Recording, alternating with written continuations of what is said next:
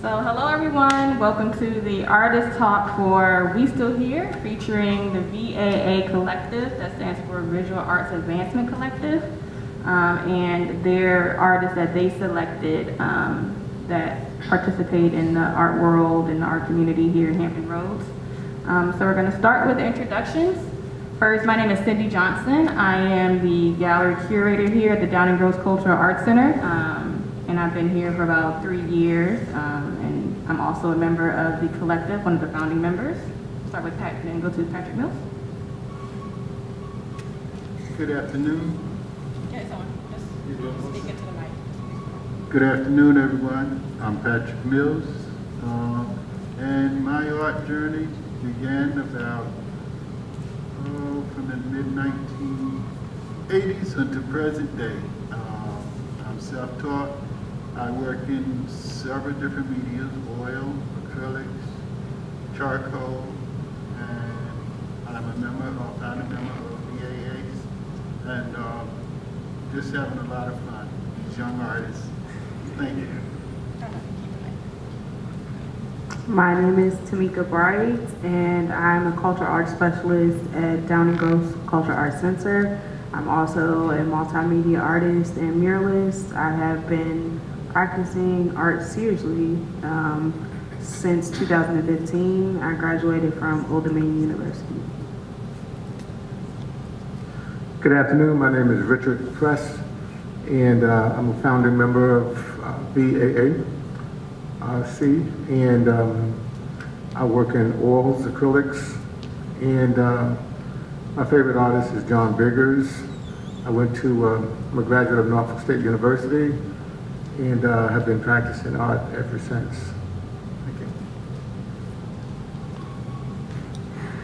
you. Good afternoon. I'm Michelle Richardson, visual artist here in Newport News. I practice in watercolor, acrylic, charcoal, graphite. I am also a founding member of VACC.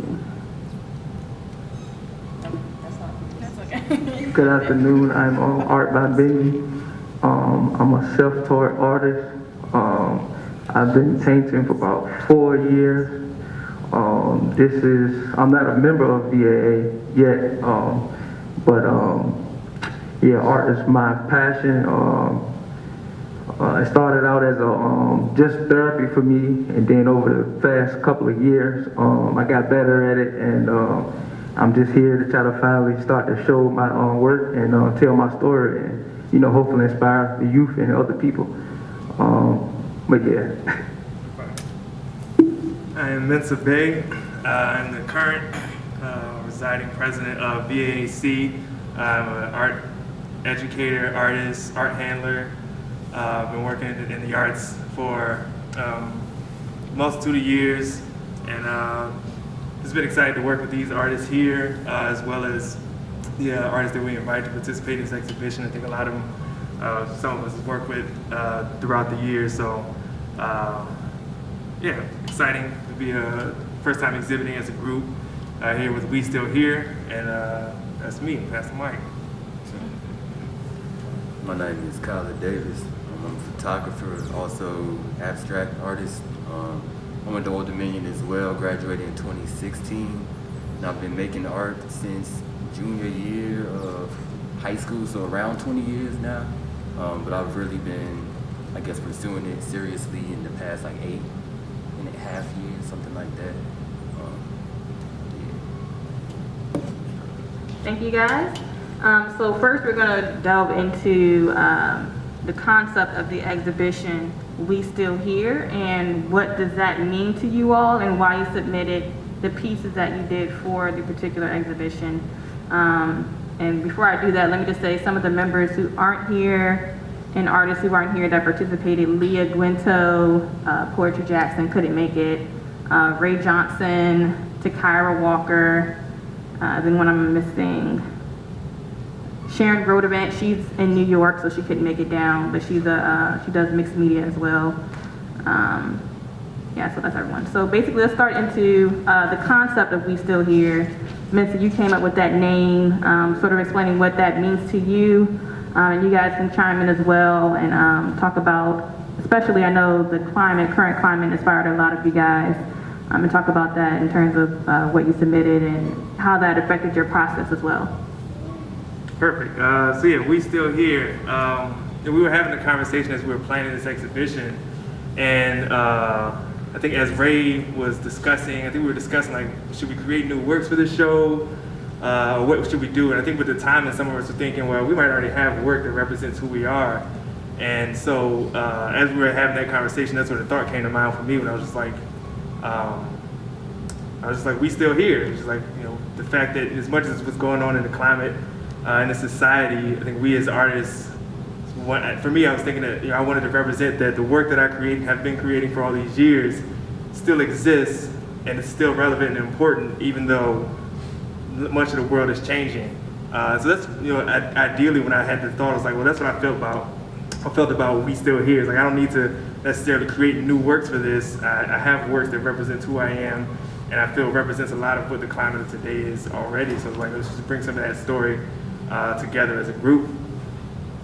And anybody, I'm more curious about what some of the artists that we invited had to say about that, because or what they thought about the exhibit, because I know we were having the conversation how we came with that title, but did anybody else add something? Or the existing artists? Well, one of the things that was on my heart when we talked about this exhibit was, as you look back through historical periods, especially different periods in art, such as the classical period, romantic period, and so forth, you'll find that a lot of the artists represented what was going on during the time. And a lot of times in history books, we'll display those particular artists' works to be like the gospel. This is what it was supposed to be, and we look at it and we take it as the gospel as we're growing up as kids.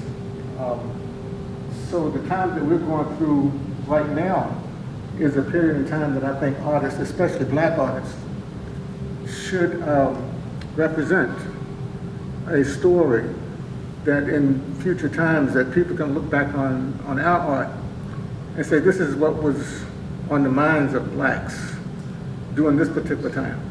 And not so much as to what's happening today, but what happened before. How did we get here? You know, what were some of the struggles that we went through? And so I think with all that combined together, especially the black artist has a wide range of fields that we should never stop working. We should never, because when we stop working, we stop telling the story.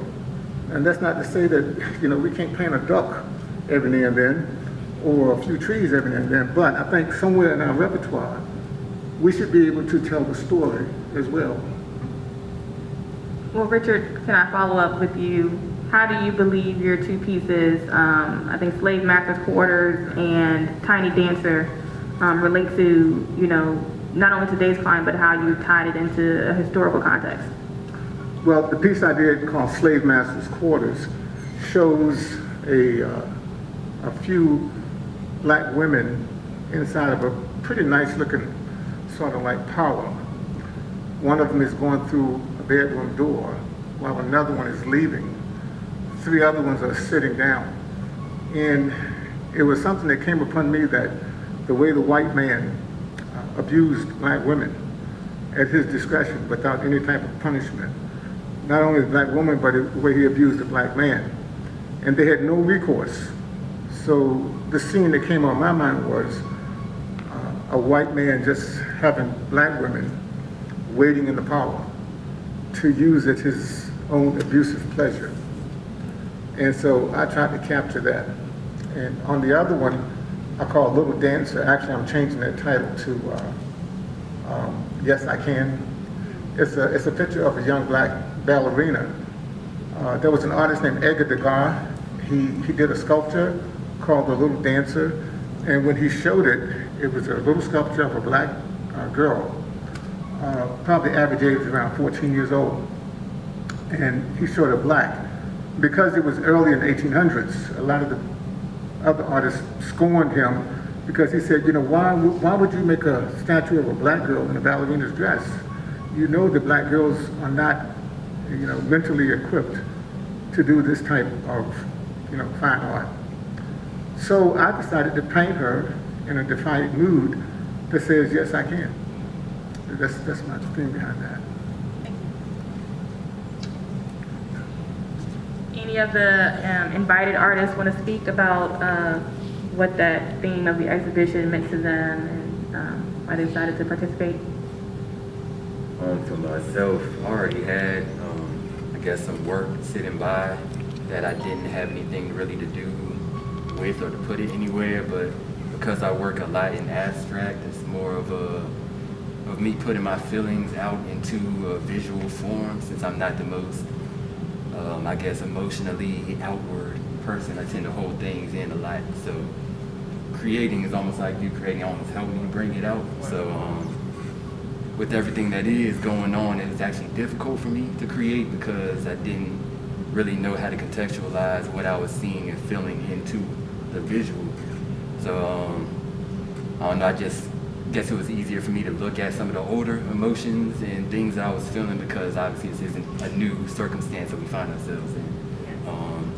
So I guess it just kind of helped me draw parallels from my past and my past mind state to current days, and it actually helped me create more, just a little differently. But yeah, I don't know, I guess it's kind of what helped me, how I see the show. For me, like you said, I'm always to myself. I'm pretty much introverted, so I'm happy and thrilled to finally, get my art out, seen out to the world a little bit.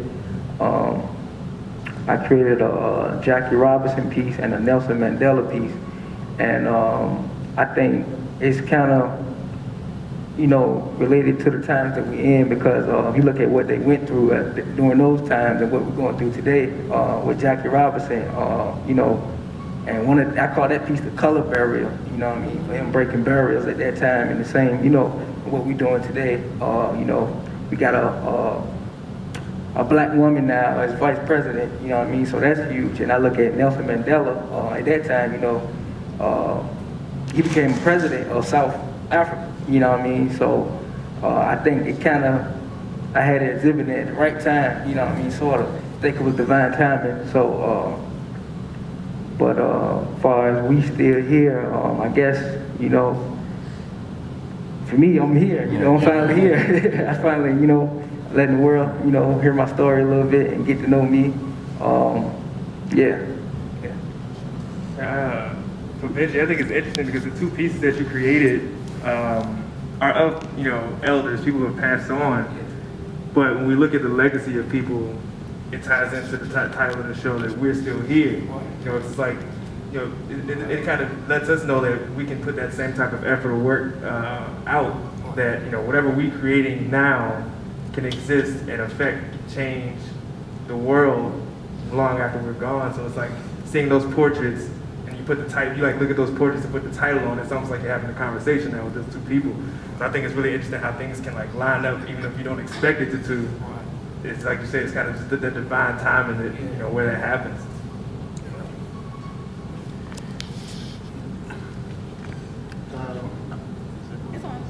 Okay. You sure? Yes, sir. All right. I feel like the artists that we do as black artists, it's necessary that we do it. And as Richard say, as Mensah say, because if we don't do it, who will do it? All right? These are our times we live in. I'm 30 years older than, most of you, I think, here today. And so from the time I've been painting, the subject matter is still relevant. The piece that Benji speaks about, I did a Jackie Robinson piece. So you see, 30 years apart, we're thinking alike. We're still here. Jackie Robinson broke color barriers. He recognizes that. I recognized it, earlier on. So it's a continuance. We're painting a subject matter that's relevant to the cause that we live and fight for every day. This election that we are just silly thing that's going on right now is a reason why we have to continue to tell the story. Because it'll get lost otherwise. Words sometimes they get changed. They get rewritten. You can't change art like that. When a piece of art is painted, it's fine.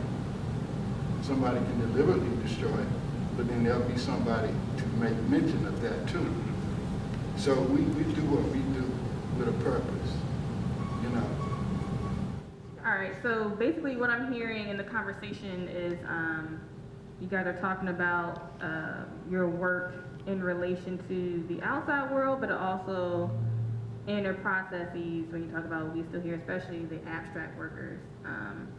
So can you talk about your process and basically your process of creating or conceptualizing a piece, and then I have more questions about that as well. So whoever wants to start.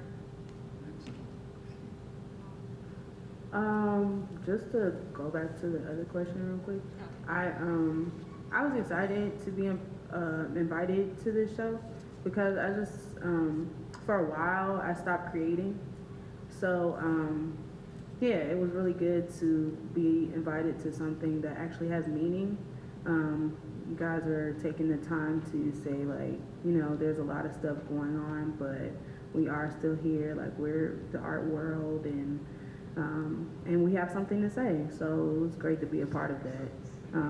I just reflected on that in my work, saying I'm still here, like I haven't created in a while, but I'm still here, I'm still doing this. I actually had like a huge mental breakdown like last year, so I was diagnosed with MS and bipolar disorder. So I started taking like a lot of different medications and stuff like that. And my piece is just really about like taking a stand against all of that. Like it's called drowning. So sometimes I feel like I'm swimming in those medications and stuff like that, but I'm still who I am. So that's what that piece is about. And then Showtime is like a box of popcorn and a voting line, because every year every 4 years, since I've been a part of the democratic process, this is only my third time being able to vote. So every time I just feel like it's a big show that nobody really wins anything. Yeah, so. And I just want to say about your piece, Drowning, especially, such a serious subject matter, and your color choices, it's such a juxtaposition of color choice, and bright and colorful mixed with a serious subject matter. Was that deliberate or? Yes, Okay. It's always deliberate because I want people to just actually take time to look at it. And yeah, I like to do opposites and illusions in my work a lot. So I just anything to get people's attention. Yeah. I'll chime in because I for the work that I have exhibited specifically, I use color in that same way. And that was something that one of my professors kind of taught me about. Looking at the works of Jacob Lawrence, because his works always, or in a lot of his works, is reference very serious issues, the migration during like the Harlem Renaissance era, the Great Migration time, and all the police brutality that people were seeing. But his color choices were always so bright and vibrant that it all speaks to the idea that to attract the people to the work, and then they get the chance to deal with what they're seeing as far as the subject matter. And so, like in that same way, I use very bright, vibrant colors. And then once you can have that conversation about what you're looking at, then it becomes a deeper conversation about what's going on in the world, or how you might see yourself or view yourself. And so I was thinking the same thing about Tamika's work in that regard. Because I think it's pretty obvious when you look at it and you see, the pills coming out of a body, and it's called drowning. It's clearly an issue, but something brought you up to it. It's like, well, why is this so attractive to me? And then you find out that it's something you need to pay a little bit more attention to. Maybe ask some more questions, even about yourself or even about the artist, and maybe help them in a way. Well, you mentioned the name Jacob Lawrence. I am a fan of Jacob Lawrence, and I've been actually inspired by him in some of my work, even in one of the pieces that I created for this show. And just to say a little bit about how my pieces relate to the We Still Here, I thought to myself, like, there is so many different subjects, matters, and, you know, different events that have gone on that you could, like, really represent in this show. But so I'll pick 3 pieces, or 3, you know, events or whatever. So my piece that was inspired by the glance with the bright colors or whatever, but there's an issue going on, was the one that was called We Come Too Far. And that one, I actually wanted to represent the church community, because I can go back in history and talk about, you know, all of the attacks against the church community, and then we can come all the way up to the future where there's been a lot of discrimination during the COVID seasons, where they were discriminated as far as having restrictions on them that wasn't on the businesses around them, and all into that. So I wanted to represent the church, saying, okay, yeah, we are still here. We're not conducting as usual, but we're still here. And then I had the piece with the girls on there together, and the name of that was Different Paths, Same Journey, Different Paths. So that was, all of my 3 pieces were meant to be inspirational pieces, and the inspiration behind the girls, it talks about, or it represents, like, the struggle of black women who, like, that was like it was representing the thing that we have in common, like our journey is what we have in common. Even though we have different backgrounds, we have different life styles and all of that, that's our different paths, but we're still on the same journey because we still have the same history. So that was representing that, and then the inspirational part behind that was where the girls are holding hands and letting, you know, all the women know that, okay, you're not in this alone, I understand your struggle, you know, you're not in this alone, and so they're holding hands to represent that piece. And then the different color shoes will represent the different paths that comes from the title. And then the face, you would see, like, not a clear visual image of the face, and so that represents the whole struggle thing, the thing where a lot of black women get, like, looked over or looked past. So you can, like, see the girls' faces, where you can see all the way through their face and see that to the brick background that they're standing up against, which the brick background represents, like, a lot of times we're being pushed up against a wall, but we're still here. And so that was that piece. And then the 3rd piece was, okay, that was the celebration of all of the black men, because of the struggle that they have gone through and still are going through today. I don't even have to get into that part, but it shows, it starts off with the black and white background, or the men that's in the black and white goes all the way back, and then it comes up from their seed, it goes up, and then the generations just continues until it gets into the color piece, the image of the little boy in color, and it represents the time we're in now. And of course, that's saying that we still here. A lot of things have been done to try to, you know, get rid of them and all this kind of stuff like that, and to just keep them in a certain place and all of that, but they've made it through all of that and they're still here. And then the far background, of course, you see the brick wall behind them too, but if you look clearly, you'll see the cracks in the brick, and that's representing how the walls are coming down. And then you see the sunshine in the background, which is bringing it back to the front of the piece where the little board in color is, saying that, you know, this is a new day for us. And again, like, we're still here. You did this, you did that, okay, but we're still here. So that's kind of going into that, and that's my mind frame for the show, We Still Here. And also, we're talking about motivation, what motivates us to paint the subjects that we do. And my brother, Joseph Press, he's a poet. He was actually motivated by one of the pieces that I did and wrote a specific poem for that piece. But when you look at his poem, you'll find out that it actually covers all the pieces in the gallery. It's basically saying you didn't see it coming, in reference to the white man. You didn't see it coming. Of all the hardships that you put us through, the way you abused the women and so forth, and the men, you didn't see it coming, that every time you did that, you were making us a stronger person. And that we as a race have come from, you know, a sub-level up to the level where we are now. We have a Kamala Harris, we have Nana Simone, We have all these people, Curator Scott King, that have emerged. And now the same force that was used against us has brought us to a level now that we have become the reckoning force. And so I think as far as inspiring somebody, sometimes I get inspired by reading poems and I'll do a work from it. But a poet can also get inspired by looking at a piece of artwork. And dancers, you know, one thing I like about being an artist, and I think that everybody's an artist, but there's a few of us that will actually record what we're thinking onto canvas or paper, is that we can record something through history that people can look back at, or a dancer can tell a story through her dancing. A poet can tell a story through his writing. But whatever the vehicle is, you know, we are still here and we're still telling our own story. If we, like Patrick said, if we wait for someone else to tell our story, then we only have ourselves to blame.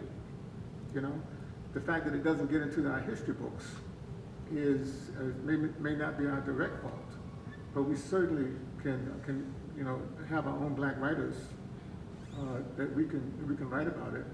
When I taught at Booker T. Washington High School in Norfolk, I realized that there was only a small mention of black artists in the book, in the national textbook. And I had to create my own lesson plans to include black artists into it. They should learn more than about Picasso, more than about Leonardo da Vinci. These are names that are embedded in us. And we think that they were the only artists back in that day.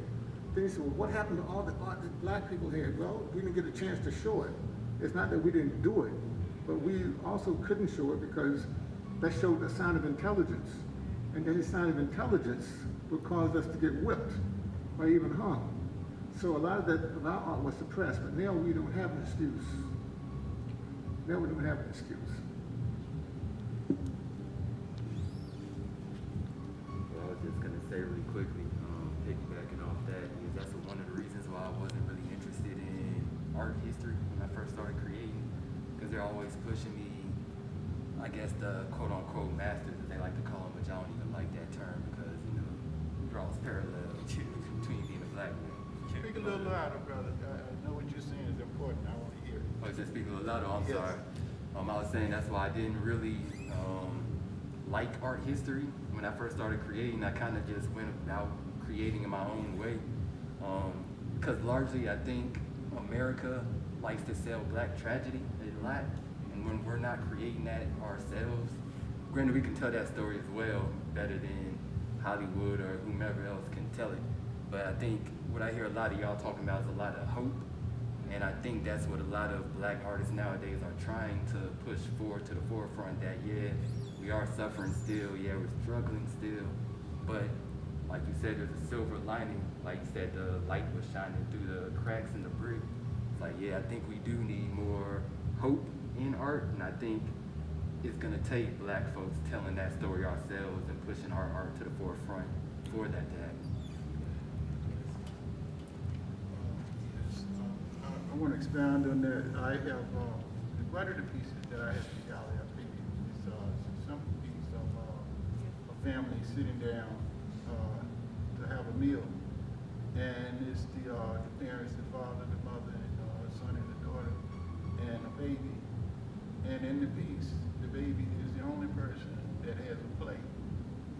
And I titled the piece "Giving Thanks," you know, because with us, that's a struggle. And I can remember being small. There were times when I know that my mother didn't have enough for, I get choked up, for all of us. So my sister and I would eat, you know, and she would eat later, whatever. She probably didn't eat it all, you know. So things like that is close to my heart. I try to paint them, you know, and you look at it from an aesthetic point of view. But at the same time, you know, the realism of it is coming from the heart, you know. And I try to portray it in a way so people can look at the piece, like you say, appreciate it for the aestheticism or whatever it is, the colors or whatever, but you got to find the meaning of the message in it as well, you know, to touch that human spirit.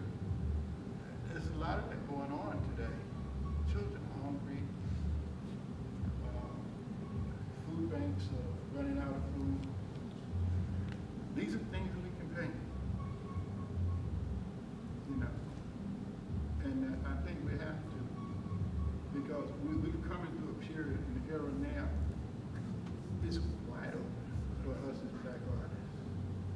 You guys got to do it. I'm getting older. I don't paint as much as I used to. I could paint 4 or 5 canvases, a day at one time, but now I got to knock one off a month or 2 a month or something. Yeah. So, but these are things that, and we're living in this, we need to capture because it's going to be important later on.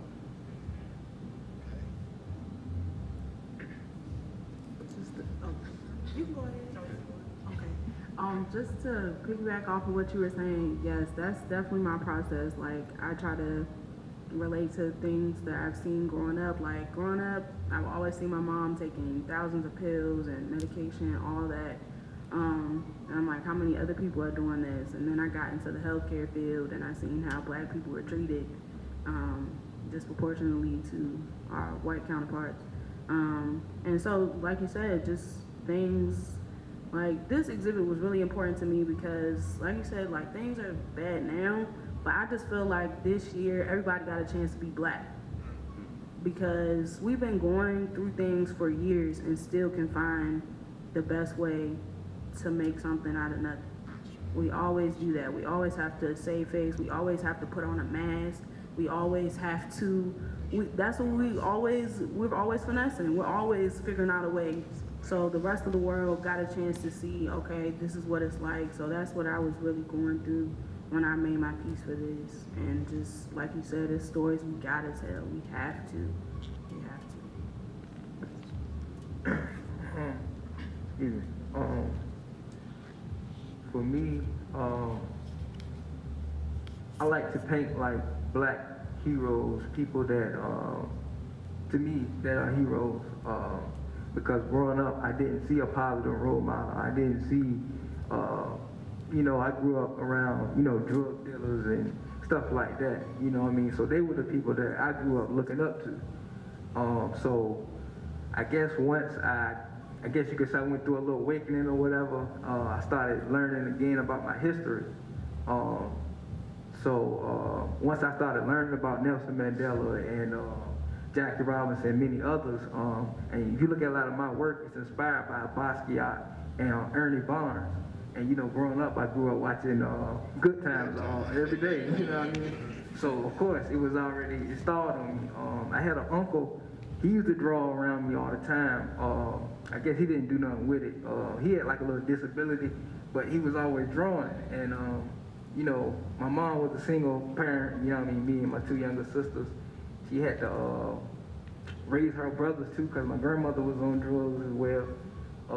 So I was always, watching him and stuff like that. So I guess once I got older and I got back into painting, I got into painting, period. I just wanted to, paint like people that we could all look up to, positive role models, because like I said, I didn't see that growing up. And it's kind of rough, because like I said, I've only been doing this for 4 years. So beforehand, I was going through like depression and stuff like that, like back to what you were saying about, what you're going through. I was in a bad car wreck. I lost my wife. So painting was like, for a while, it was therapy for me. Ended up getting good at it. I don't know, grace of God. And a lot of people started reaching out, man, you should do this, you should do this, you know what I mean?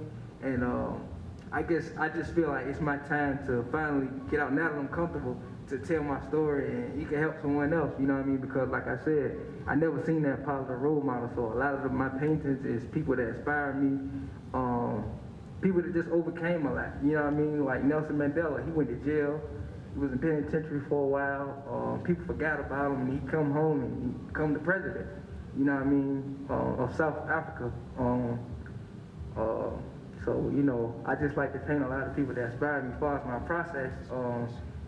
I get inspired by anything. It may be something you may say or something I may hear on the radio or whatever, and it just sparks something in me to create something, you know what I mean? So I can't really say how what really inspires me, but, I'm just grateful to be here and finally to,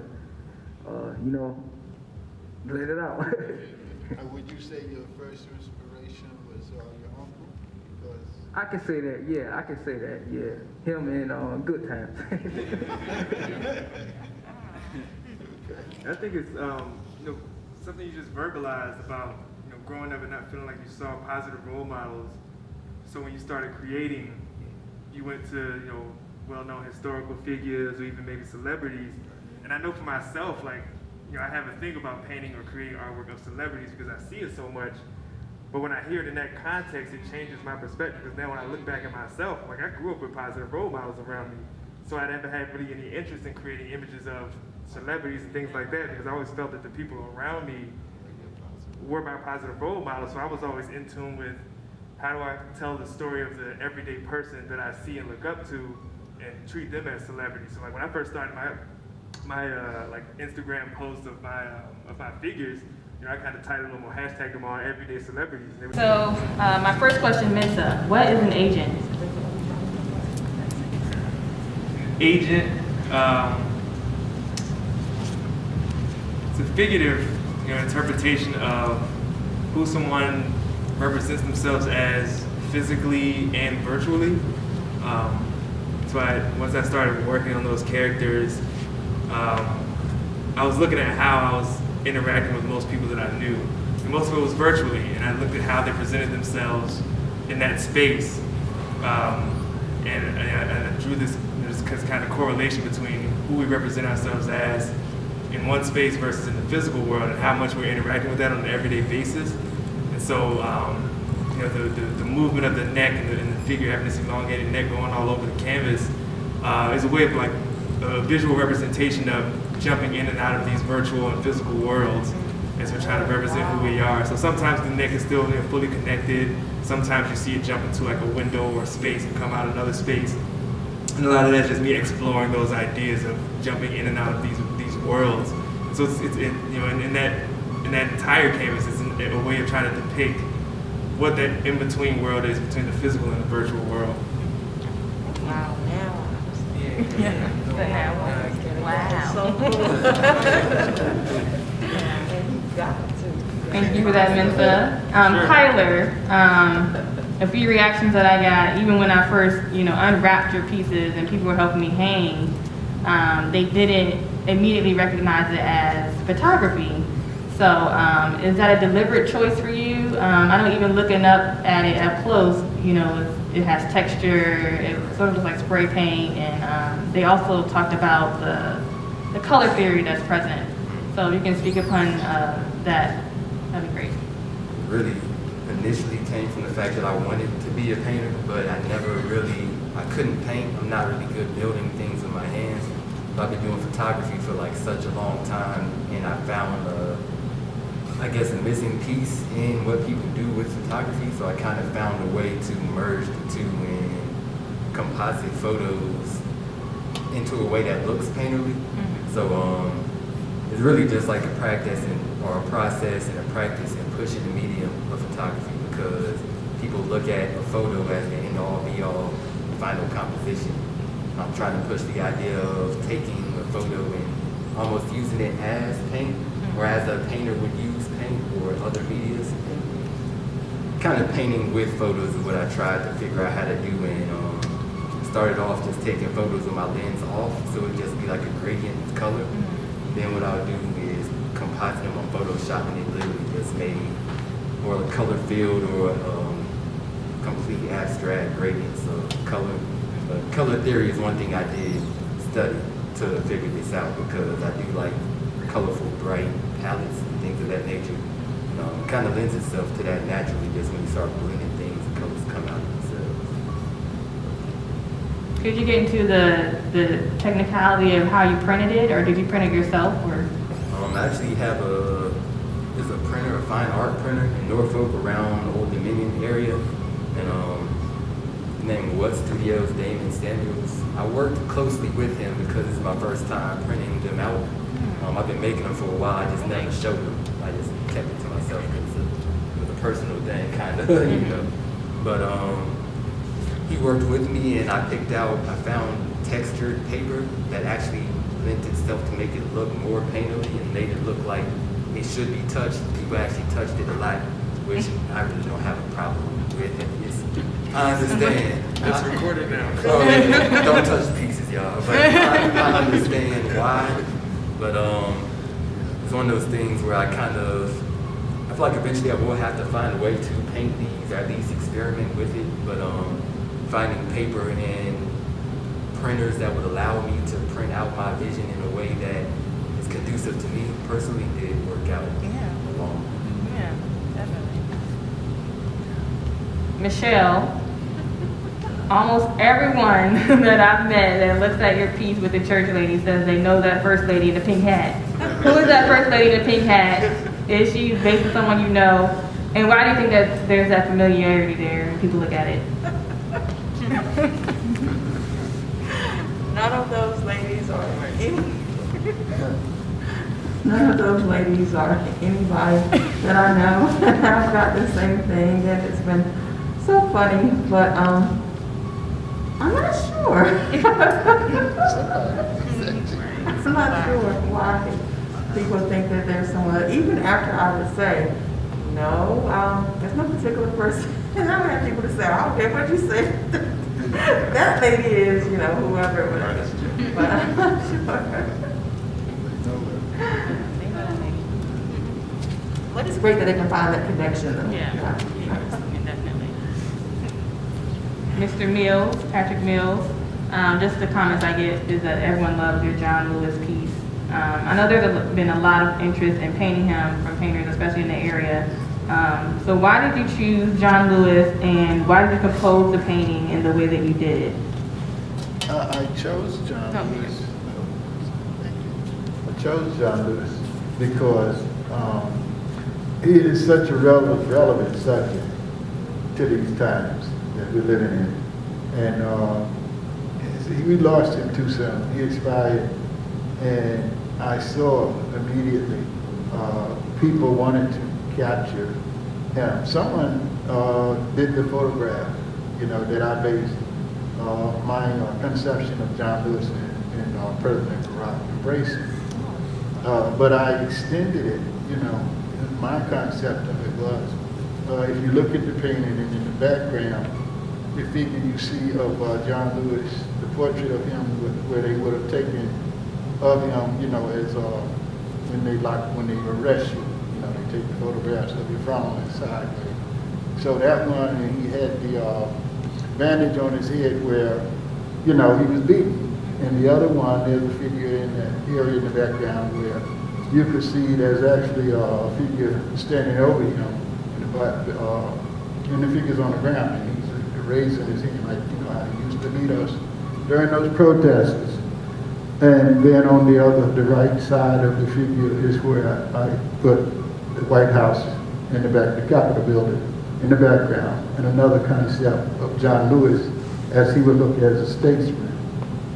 That was my tribute to the story of John Lewis from the time when he was a young guy out there protesting, almost lost his life, up until the point where he became a recognized figure and statesman. The colors in that piece were fun because, again, like Michelle says, I used it. I don't use the paint vibrant colors like that, the blue, if you notice in there. And it just seemed like, it was such a attribute, to the piece, using that color concept. That's all the questions I had. Does anyone else have any questions about another artist's work or any comments?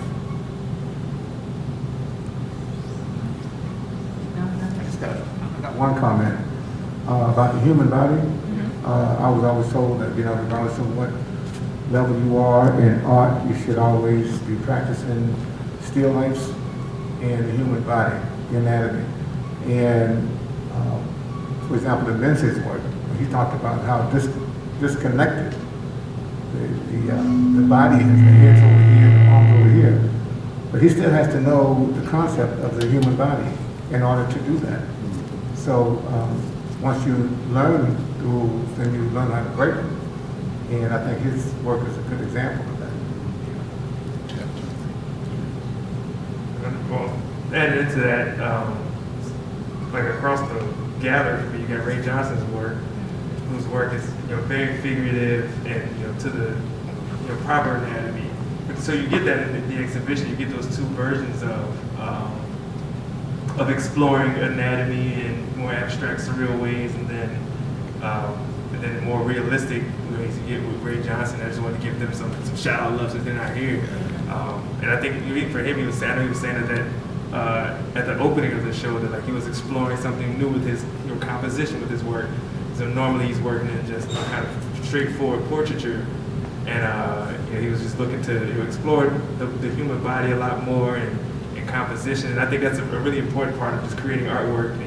Here at VAC, we talk a lot about how we're going to help artists look at new, find out where they are as artists, and then help them move on from that, move up in their processes. So having artists that are very good at what they do, to be able to show that those variations. There was that. Then I think we had poetry showing us some work that she's had for a long time that we didn't know that she created. As far as her two line works. So all in all, I think it was a fantastic show actually, and a nice range of works coming from a lot of artists. I think age from 17 on up. We had Tamika Bright's work that was fantastic. I wasn't painting like that at 17. That's not true. So, really excited show. Glad to be putting this together as a collective. Yeah, I'm going to mention Takara really quickly. Michelle brought Takara into us, and that goes a lot to what Richard was talking about, reaching out to younger artists, even if they're children. I think that's where it starts to cultivate. A lot of times you don't get that type of exposure as a child. I didn't really get that exposure until I was about 17 in terms of art or art history. So I think that's really important that Michelle did that and reached out to Takara in her pieces. Absolutely incredible. She's so, just the fact that she can, I don't see a lot of artists who can paint dark black skin, brown skin the way she did. That takes years to develop, and she can already do that.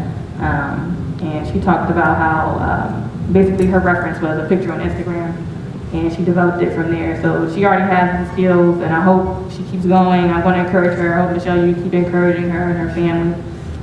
So that wraps up our discussion. Thank you to the artists. Yes? Just give one shout out to Sharon Grodeman. Yes, Sharon Grodeman, yes. Who is a New York artist, but she's been participating in our exhibits down here. I think this is her third exhibit.